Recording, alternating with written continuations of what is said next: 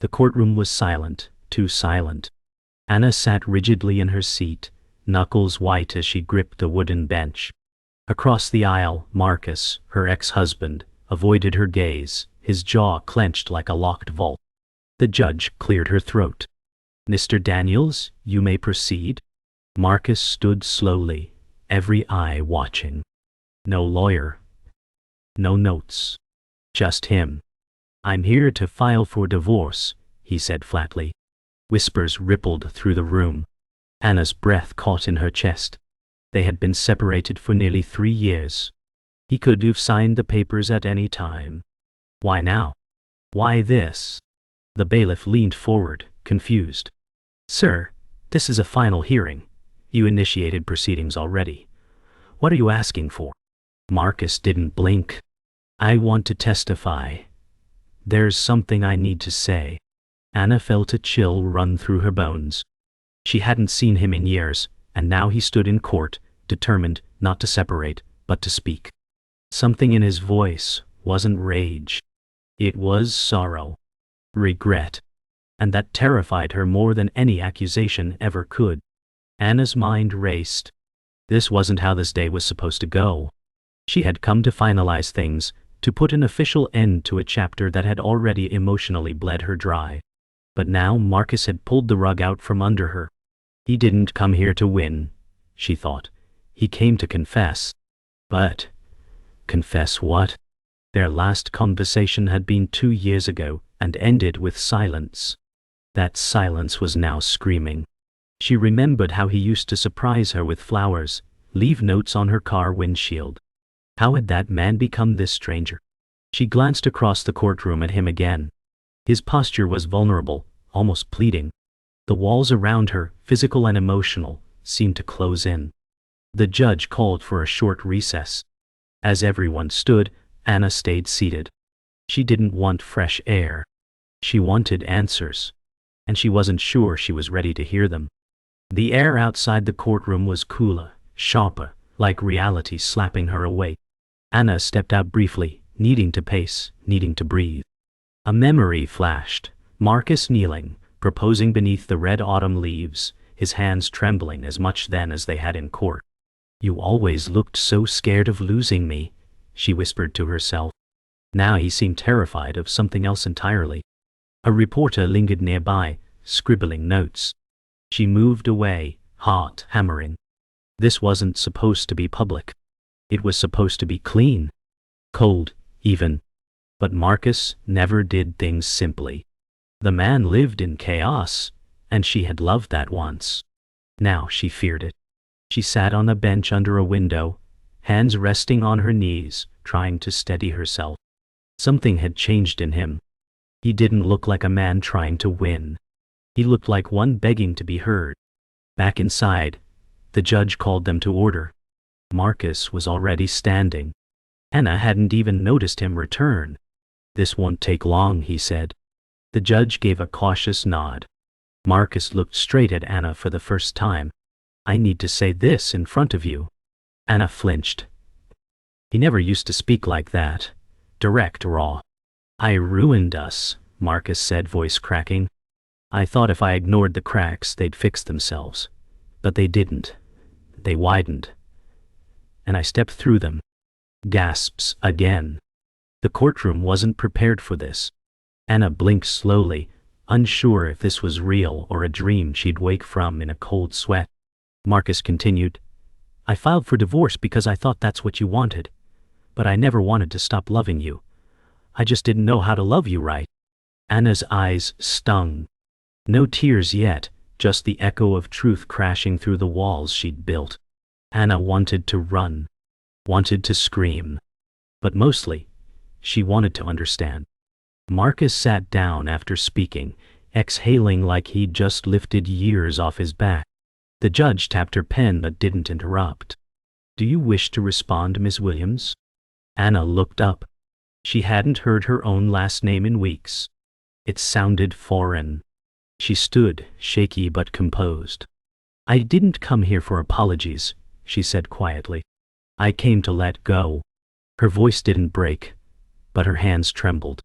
I've lived in silence since you left, but you don't get to rewrite the ending just because you regret it. Marcus didn't respond. He didn't even blink. Court reporter's fingers flew across the keys. Every second felt like a lifetime. Still, she added, thank you for finally speaking. Her chair creaked softly as she sat again, the courtroom frozen in breathless stillness. The courtroom faded in Anna's mind as memories flooded in. Before the lies. Before the bitterness. It had been a warm October when she met Marcus at a book signing. He was charming, the kind that didn't try to be. His jokes weren't rehearsed. His eyes really listened. They talked about poetry and peanut butter brands. It was ridiculous, and she loved it. By December he'd moved into her apartment. There was laughter. Midnight dancing in the kitchen. Plans scribbled on napkins. One day we'll buy a cottage, he'd said. With yellow doors. Anna remembered the way he'd press his forehead to hers and whisper, you make the noise in my head quiet. It had been real, once. But memories were dangerous, they wore disguises. They came wrapped in warmth but delivered sorrow. Now, in the cold courtroom, Anna wondered when exactly it all began to unravel. And whether she had seen the thread snap too late. The love story that began with coffee and poetry slowly shifted. Marcus started staying out later. His stories became shorter, vaguer. Anna would wait by the window pretending she wasn't waiting. She noticed the silence first. It had weight, and it pressed against her chest. She tried to fix it. Dinners, spontaneous weekend trips, notes tucked into his briefcase. But Marcus' laughter had changed. It became thinner, like it was borrowed. Work's just heavy right now, he'd say, eyes never quite meeting hers. Anna knew better. She knew when someone's soul began looking for exits. But still, she stayed. She believed love could bend. She didn't realize it could also vanish. One night, she found him on the balcony, staring into the dark. She touched his shoulder. He didn't move. Are you still here? She asked. He nodded. But he wasn't. Not really. And maybe neither was she. Friends started noticing. You okay, Anna? They'd ask. She'd smile and nod, applying makeup over exhaustion, hiding the truth with practiced ease. At dinner parties, Marcus grew quieter. His phone brighter. Chowder. He laughed more at text messages than at shared memories. When Anna brought it up, he'd snap, "Don't start, Anna." So she stopped. Her world became eggshells. Even her footsteps at home were quieter. But one friend, Clara, refused to let it go. "This isn't you," she said, gripping Anna's hands. "You're disappearing, and he doesn't even see it." Anna laughed it off. "It's just a phase." But when she went home that night and looked in the mirror, she didn't recognize herself. The glow was gone. She looked tired. Not just in the eyes, but in the soul. That night, she lay beside Marcus, back to back, feeling more alone than if she'd slept alone.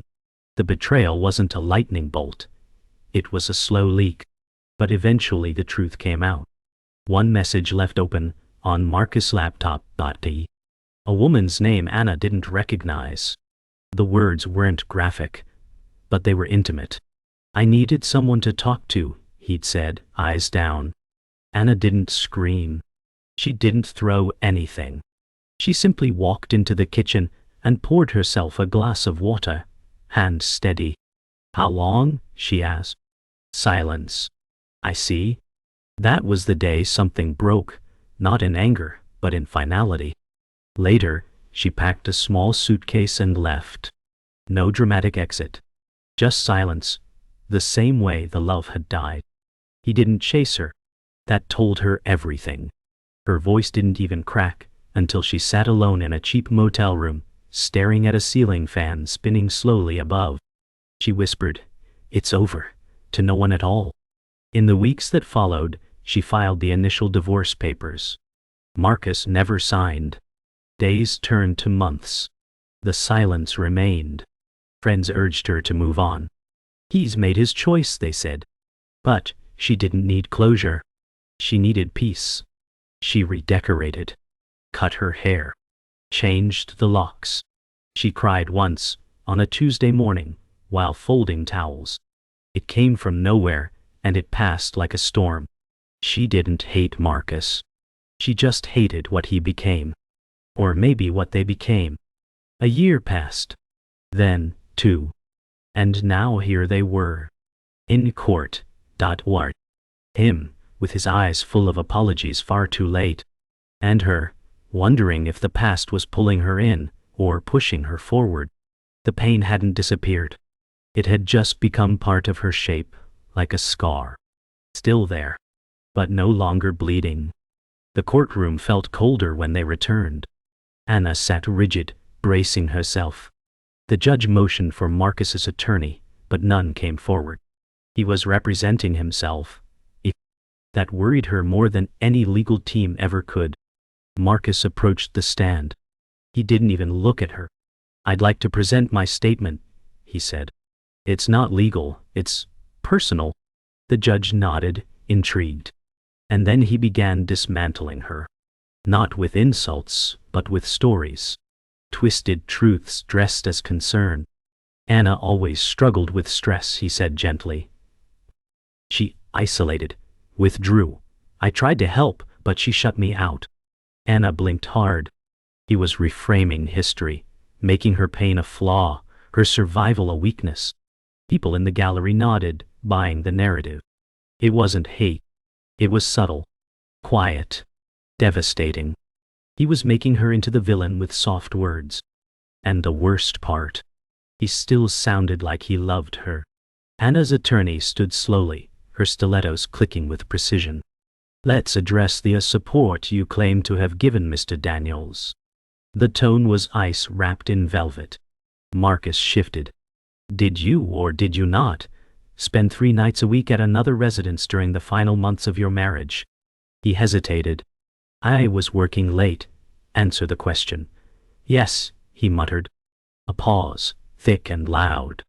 "Was Anna ever diagnosed with any mental health condition?" "No." "Did you suggest she was unstable to friends or colleagues?" "I may have implied it." Anna stared straight ahead, her face stone, but her insides trembled. The room turned. The carefully built image of him, the noble, regretful eggs, was cracking. The lawyer pressed again, cornering him with timelines and receipts. Marcus's mask was slipping, but so was Anna's resolve. She had dreamed of justice, but watching him flail didn't feel like victory. The air turned electric as evidence was introduced. Anna didn't know what her lawyer had uncovered, just that it was damning.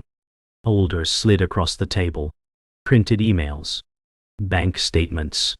One image, Marcus and the mystery woman, hands locked across a candlelit dinner. Anna had never seen that photo before. Marcus's face drained of color. "This dinner took place on your wedding anniversary," the attorney said. The judge's eyes narrowed. "Explain." "We were separated," Marcus insisted. "Not legally," came the sharp reply. The room bristled. Anna didn't look at the photo again. She didn't need to. The betrayal wasn't new. But seeing it exposed, reduced to a timestamp and a receipt, felt surreal. Like watching someone else's tragedy unfold. Marcus swallowed hard, clearly unprepared for this level of confrontation. For once, he had no answer. No performance. Just silence. And in that silence, Anna found a small piece of strength return. Then came the witness. Unexpected. A woman from Marcus' past. Anna didn't know her, but the courtroom shifted when she walked in. She was poised, early 40s, and her eyes carried the weight of something unspoken. "Sworn in," she spoke softly. "Marcus and I were involved. For a year." Murmurs erupted. "I ended it when I learned he was still married. He told me they were separated. But I saw the text from Anna. She didn't know." Anna inhaled sharply. The woman turned to her. "I'm sorry. I should have come forward sooner." Marcus didn't lift his eyes. The lie was complete now. The quiet betrayal was no longer hidden. The judge adjusted her robe, jotting notes. The courtroom no longer looked at Marcus with sympathy. And Anna? She didn't cry. Not anymore. Her tears had dried years ago. Now, she only felt the fire of clarity. The truth had finally spoken. As the day ended, the courtroom emptied in slow silence. Marcus remained seated, staring at the floor. Anna walked past him, not stopping. But just before exiting, she turned slightly. "You never had to destroy me to explain yourself," she said, voice soft but cutting. Marcus looked up, finally meeting her eyes. There was no hatred in his gaze, just a hollow ache.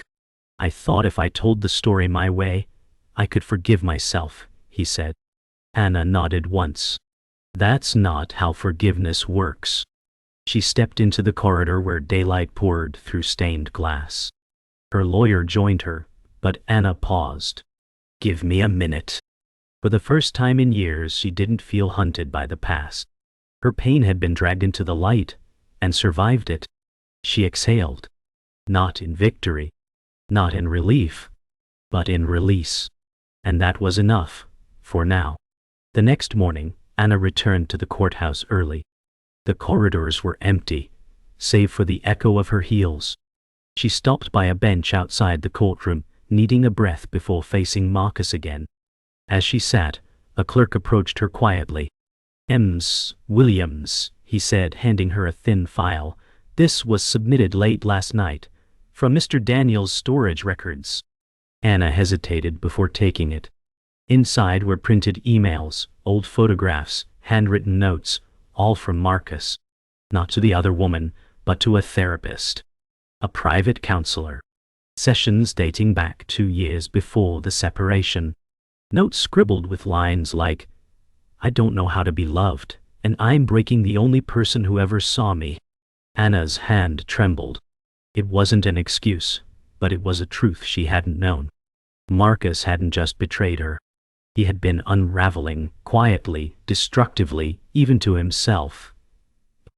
Later that day, Anna confronted Marcus in the hallway during recess. He looked surprised to see her approach. "You were in therapy," she said quietly. "Why didn't you ever tell me?" Marcus leaned against the wall, the weight of years evident in his slouched shoulders. "Because I didn't want you to see how broken I was," he replied. "You already looked at me like I could fix anything. I couldn't even fix myself." Anna's throat tightened. She expected anger. What she felt was a strange ache. "You think I wanted perfect?" she asked. "I just wanted you honest." Marcus chuckled bitterly. "I was afraid honesty would make you leave." "No," Anna said. "Your silence did that." For a long moment, neither spoke. Just two people who had once shared a life, now sharing the weight of their damage. There were no apologies left. Just the truth, finally bare between them. Back in session, Anna watched as the therapist herself took the stand. A calm, middle-aged woman, with a warm voice, she looked at both of them with kindness, not judgment. "Marcus came to me voluntarily," she said. "He was deeply conflicted. His marriage had become something he didn't recognize, not because of Anna, but because of himself." The judge leaned forward. "And your professional opinion?" He was emotionally self-destructive, burdened by unresolved grief from childhood. He sabotaged love because he didn't believe he deserved it. Anna sat motionless. She remembered how Marcus had once said he hated birthdays, how he avoided holidays. She thought he just didn't like traditions. She never knew it came from being passed between relatives for years.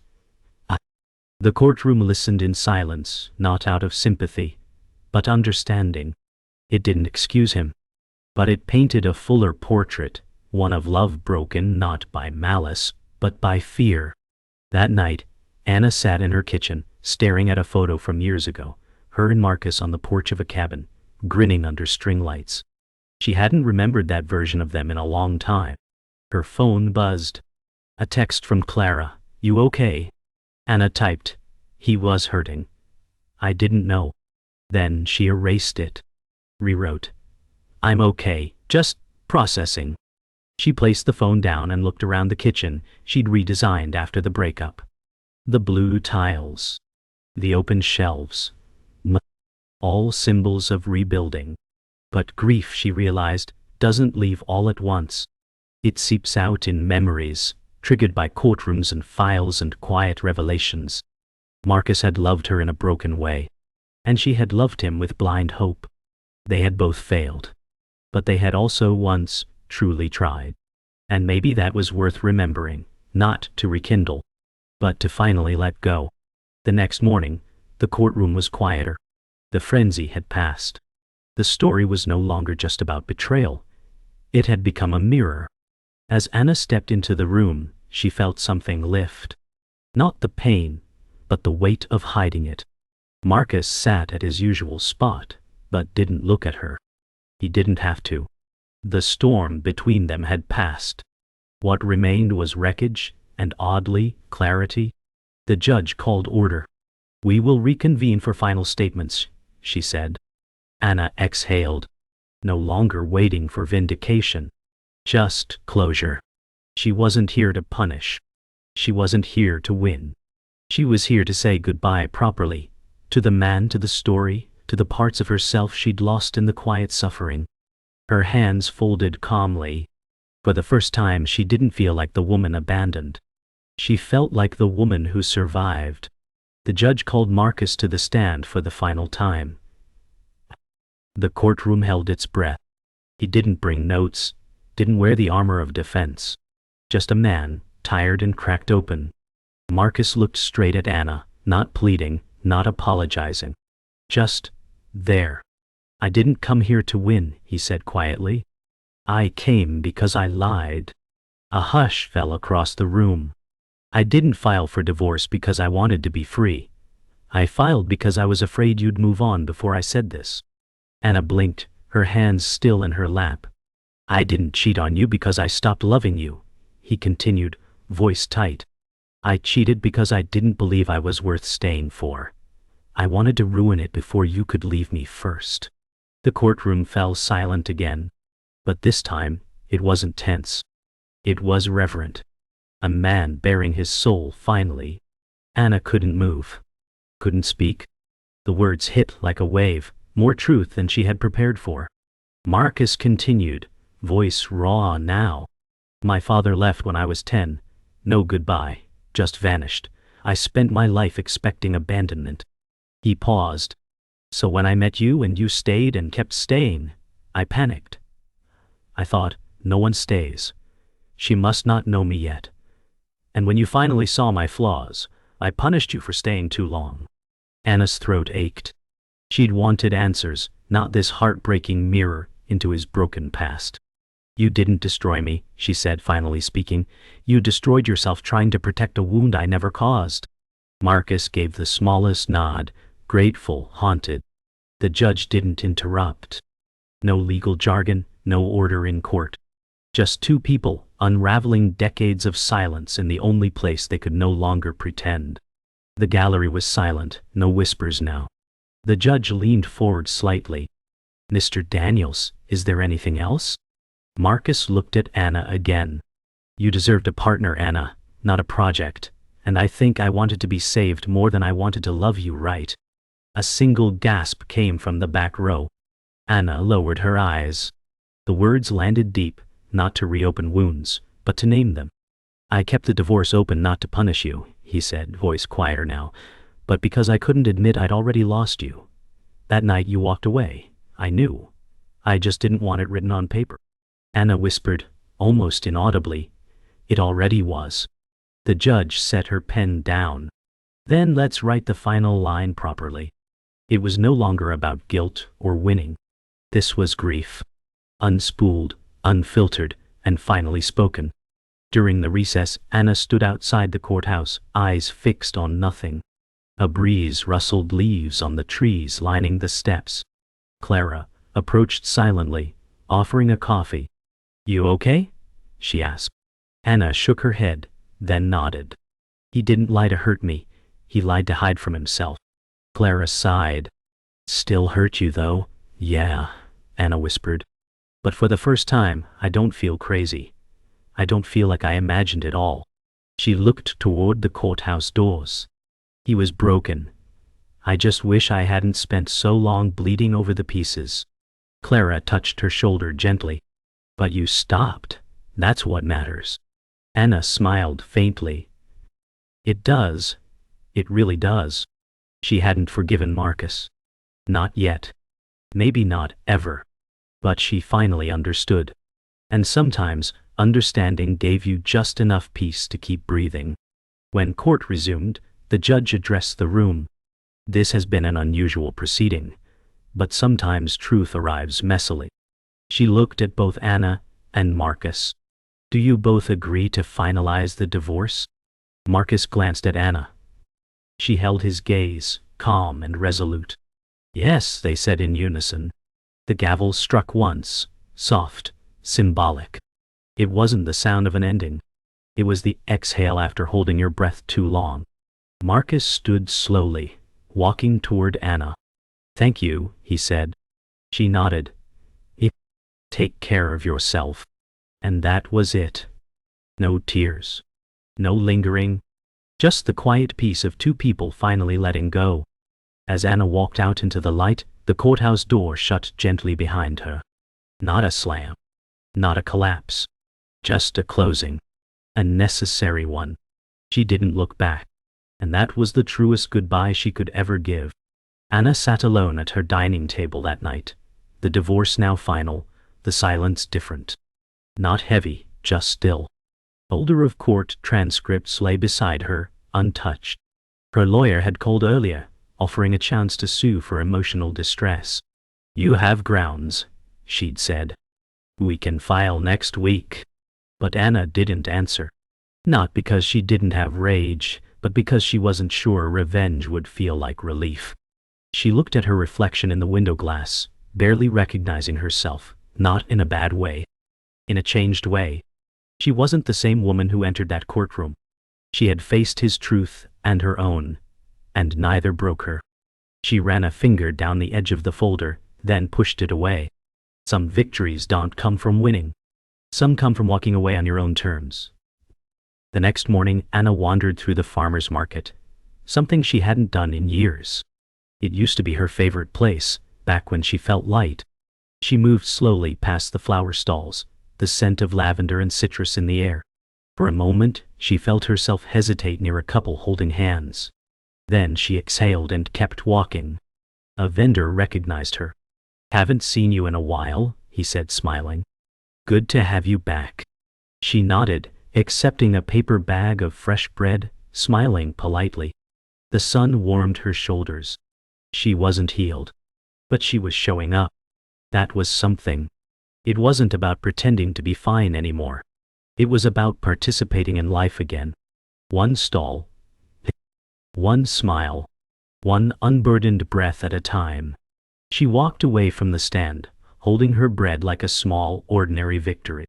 That afternoon, Anna met Clara for coffee. It wasn't dramatic, just two friends reclaiming normalcy. You seem taller, Clara joked. Anna smiled. Maybe I stopped carrying him. They laughed gently, not cruelly. Clara reached over, resting her hand briefly on Anna's. You did the hard part, you stood still and let it hurt. Most people run from that. Anna sipped her drink, feeling the warmth on her lips, the weight of grief not gone but softened. I wanted to hate him, she admitted. But I think I mostly hated how long I waited for him to change. You didn't fail, Clara said. You stayed honest. That's rare. Anna leaned back in her chair, listening to the soft hum of cafe chatter around them. For the first time she felt present. Not chasing the past. Not fearing the future. Just existing. Awake, aware, and finally, at peace with the quiet. Later that week, Anna stood in front of her closet, eyeing the box at the back. It held the last of Marcus's things, an old sweatshirt, some books, a watch she once gifted him. For a long time, she had kept them out of guilt or nostalgia or some cocktail of both. Now, she pulled the box down. She ran her fingers across the fabric, smiled faintly at a dog-eared copy of the poetry book they first bonded over. Then, quietly, she walked to the balcony. The autumn wind tousled her hair as she dropped the items into a donation bag. She didn't need to burn them. She didn't need revenge. She just needed space for herself for what came next. Letting go wasn't theatrical. It was soft, steady, kind. She zipped the bag closed, turned, and walked back inside with nothing heavy in her hands. Anna wrote a letter that night, not to send, but to finish the story for herself. "Dear Marcus," she began. "Not the man you became, the one I met at that bookstore." She wrote about the laughter, the dreams, the heartbreak, and the silence. She didn't hold back. She didn't soften it. But she ended with grace. "I hope you find peace. I already am." She folded the letter and tucked it inside her journal. It wasn't about closure. It was about reclaiming her voice. As she turned off the light and climbed into bed, she didn't check her phone. Didn't scroll. Just breathe. The silence was hers now, no longer hollow. Just quiet. Tomorrow would come. And she'd meet it, not as a survivor, but as a woman who made a choice. Not to stay wounded. Not to wait for justice. But to finally, and fully, live. Weeks had passed. The courthouse faded into memory. The transcripts filed, the silence no longer suffocating. Anna returned to her routines. Work, coffee, walks, but everything felt different. Not louder. Just clearer. She noticed things she once overlooked. The softness of morning light through her curtains, the sound of birds outside the window, the calm in her own heartbeat. Grief had emptied the room, and now peace had taken a seat. One afternoon, she paused mid-step outside her favorite bookstore. She hadn't been back since the beginning. She stood in the doorway for a moment, remembering the boy with trembling hands and poetry in his eyes. She smiled, not with longing, but with gratitude. Because love, even when it fails, still teaches, still changes us. She stepped inside, not chasing ghosts, but choosing new stories. Inside, she wandered the aisles slowly, not looking for anything in particular, just letting the shelves speak. Her fingers traced worn spines, paused at titles once shared between her and Marcus. Then they drifted to new names, unfamiliar covers. She selected a slim volume of poetry, not because it reminded her of him, but because it didn't. At the checkout counter, the young clerk smiled. "You're glowing," he said offhandedly. Anna blinked, then laughed gently. Must be the lighting. But she knew it wasn't. It was the absence of heaviness. The space where shame and heartbreak once lived, now held breath, intention, grace. As she stepped outside, book in hand, the wind lifted her hair. She wasn't healed. But healing was a place she now lived in. Every step forward was no longer escape. It was arrival. That evening, Anna stood at her kitchen counter, sipping tea and watching the sky shift from orange to navy. She didn't feel triumphant, just grounded. Her life wasn't cinematic. It was ordinary, and beautiful in that ordinariness. A text chimed in. Not from Marcus. From a new number. Someone Clara had introduced her to. A friend of a friend, nothing serious. Just a kind man who asked how her day was going. Anna smiled and typed a reply. She didn't expect anything. She wasn't writing a new love story. She was simply choosing not to close the book forever. Outside, the city pulsed quietly. Inside, she exhaled. She wasn't alone. But more importantly, she wasn't afraid of being alone. That was the victory. That was the freedom.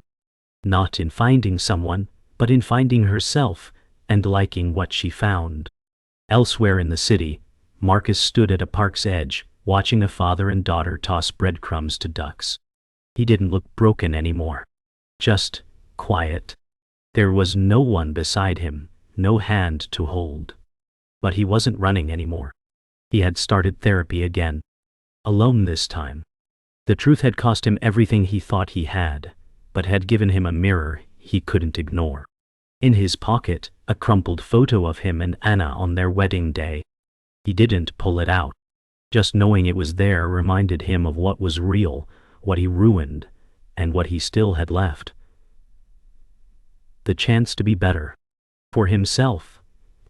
For whatever came next. He turned and walked away from the pond, not toward anything specific. Just away from who he used to be. Sometimes the bravest thing isn't holding on. It's not needing to. The final scene was quiet. Anna sat on her balcony, blanket around her shoulders, journal in her lap. A candle flickered beside her. No music. No noise. Just her breath and the night. She flipped back through pages.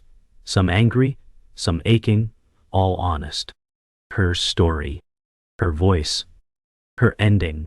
And her beginning. She didn't need a courtroom or a gavel or witnesses anymore. She had lived through the undoing and stood tall through the retelling. The wind picked up and she closed the journal, setting it on the table. A single line written across the final page. He broke me, but I built something better with the pieces. She smiled, quiet, full. Not tragic, not dramatic, just real. The candle flickered again, then held steady. And in that small light, under that wide night sky, Anna finally knew. This was not the end. It was her becoming.